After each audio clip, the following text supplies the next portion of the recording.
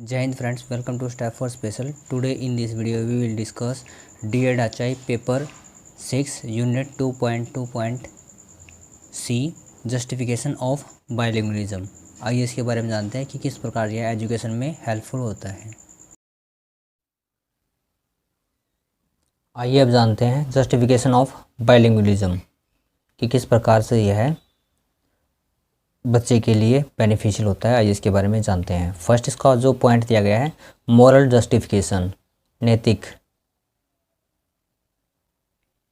Second दिया गया है इसके अंदर लिंग्विस्टिक जस्टिफिकेशन। थर्ड दिया गया है एजुकेशनल जस्टिफिकेशन।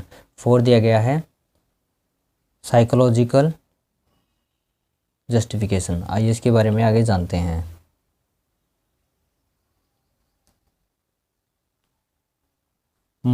मनोवैज्ञानिक स्तर को दो भागों में बांटा गया है, जो कि इस प्रकार से है बौद्धिक और भावात्मक।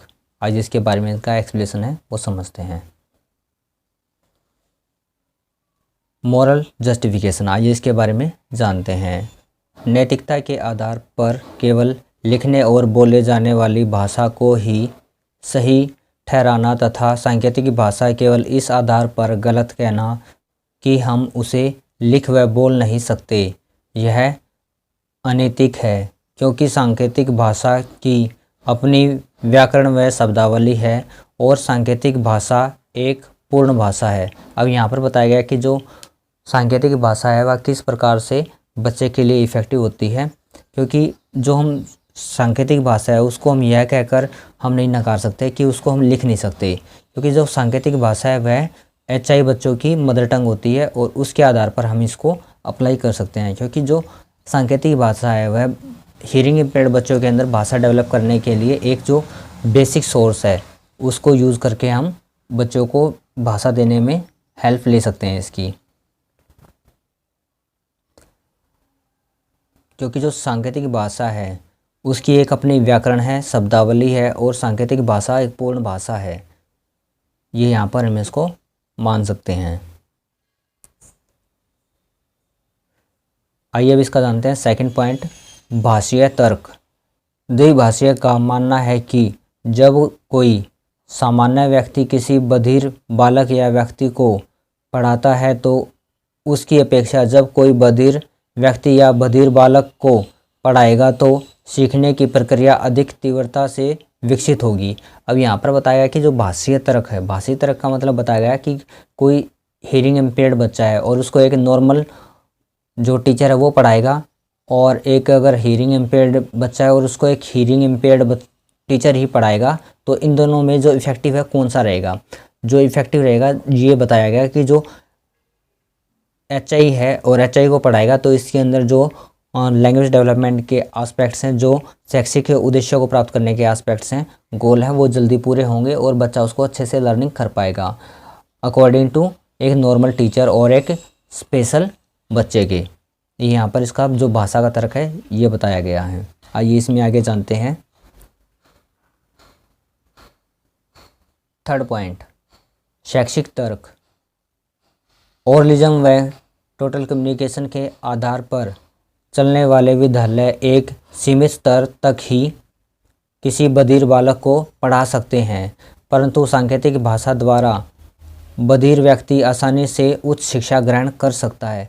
अब यहाँ पर बताया गया कि जो टोटल कम्युनिकेशन है, जो ओरलिज्म है, उसके द्वारा जो स्कूल है, जो विद्यालय बच्चे को जो शिक्षा देते हैं उनका जो स्तर होता है वो एक लिमिटेड एरिया ही होता है। लेकिन यहाँ पर माना जाता है कि जो हियरिंग इम्पेयर्ड बच्चे हैं, एचआई बच्चे हैं, अगर उनको हम आईएसएल के थ्रू अगर भाषा देते हैं, उनको पढ़ाते हैं, तो वह जो हायर एजुकेशन है उसको आसानी से प्राप्त कर सकते हैं, क्योंकि यह बच्चे की मदर टंग है और वह उसके साथ बाय बर्थ ही कनेक्टेड होता है। यहाँ पर इसका बेनिफिट दिया गया है।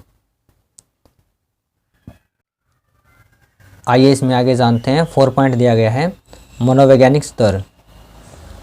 आइए इसके बारे में जानते हैं। मनोवैज्ञानिक के आधार पर इसे दो भागों में बांटा गया है। फर्स्ट दिया गया इसमें बौद्धिक और सेकंड दिया गया इसमें भावात्मक। ये इंटेलिजेंट बेस और ये इमोशनल। आइए इसके बारे में जानते हैं।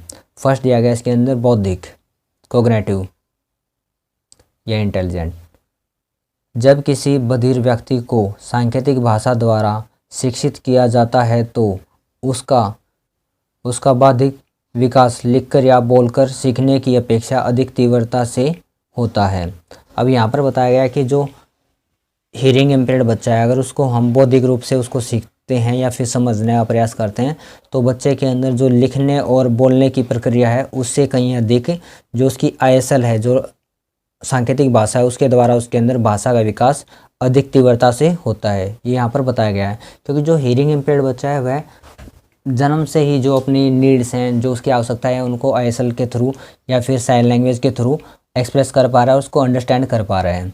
ये यहाँ पर बच्चे के लिए जो बौद्धिक विकास है कि कहीं ना कहीं उसके दिमाग में ये सारी चीज़ें फिट हो चुकी हैं, पहले से ही सारे जो कॉन्सेप्ट है क्लियर हो चुके हैं। किसके द्वारा? सिर्फ ISL के द्वारा, जो साइन लैंग्वेज है उसके द्वारा ही बच्चे ने वो सारे के सारे कॉन्सेप्ट अपने क्लियर किए हैं। इसलिए यह बौद्धिक रूप से भी बच्चे को भाषा और लैंग्वेज प्राप्त करने के अंदर, जो शैक्षिक उद्देश्य है उसको प्राप्त करने के अंदर बहुत सहयोगी है और इसके द्वारा बच्चा अधिक तेज़ी से भाषा और शिक्षा प्राप्त कर सकता है। ये यहाँ पर बताया गया है। आइए इसमें अब जानते हैं सेकंड पॉइंट, भावात्मक। किसी व्यक्ति के भाव उसके निजी जीवन में बहुत ही महत्वपूर्ण भूमिका रखते हैं तथा द्वितीय भाषीकरण द्वारा हम बधिर व्यक्तियों को सांकेतिक भाषा द्वारा शिक्षित करके उनकी भावात्मक सोच का समर्थन करते हैं। अब यहाँ पर बताया गया कि अगर हम इमोशनल रूप से भी अगर हम सोचने का प्रयास करते हैं तो जो हियरिंग इम्पेयर्ड बच्चे हैं वह बचपन से ही किस रूप से जुड़े हुए हैं? ISL के थ्रू, जो सांकेतिक भाषा है उसके द्वारा जुड़े हुए हैं। अगर सांकेतिक भाषा द्वारा उनको शिक्षा देने का हम प्रयास करते हैं तो वह उनके जो इमोशनल अटैचमेंट है उसको भी सपोर्ट करता है, जिसकी वजह से और भी अधिक अच्छे से बच्चे जो लैंग्वेज है उसको सीख पाते हैं। अब जैसे कि हम बेसिकली देखते हैं कि जब हम लेसन प्लान वगैरह करवाते हैं तो बच्चा किस प्रकार की एक्टिविटी है वो करवाता है कि जो HI बच्चा है, क्योंकि वह ISL जानता है, साइन लैंग्वेज जानता है और उसके द्वारा जो साइन लैंग्वेज की जा रही है अगर उसको कोई समझने वाला है तो बच्चा उसके प्रति जो रिस्पॉन्स है, जो रिएक्ट है, जो उसका फेथ है वो ज़्यादा डेवलपमेंट होता है अकॉर्डिंग टू एक जो स्पीच करने वाले के अकॉर्डिंग। तो यहाँ पर जो बच्चे के अंदर दिया गया कि जो भावात्मक एस्पेक्ट्स हैं उसको सपोर्ट करने के लिए हमें बच्चे को जो सांकेतिक भाषा है उसके द्वारा ही उसको आगे बढ़ाने के लिए मोटिवेट करना चाहिए और उसको सपोर्ट करना चाहिए। ये यहाँ पर इसका बताने का उद्देश्य है। और यहाँ पर हमने जाने हैं कि जो बाइलिंगुअलिज्म है उसके जस्टिफिकेशंस हैं, किस प्रकार से जो हियरिंग इम्पेयर्ड बच्चा है उसके लिए हेल्पफुल और बेनिफिशियल होते हैं। ये बहुत ज़रूरी है ताकि अगर हम विशेष आवश्यकता वाले बच्चे जो कि श्रवण बाधित हैं उनके लिए अगर शिक्षा के रूप में हम लेसन प्लान वगैरह डेवलप कर रहे हैं तो इन चीज़ों को हम विशेषकर ध्यान रखें। ये यहाँ पर बताया गया है।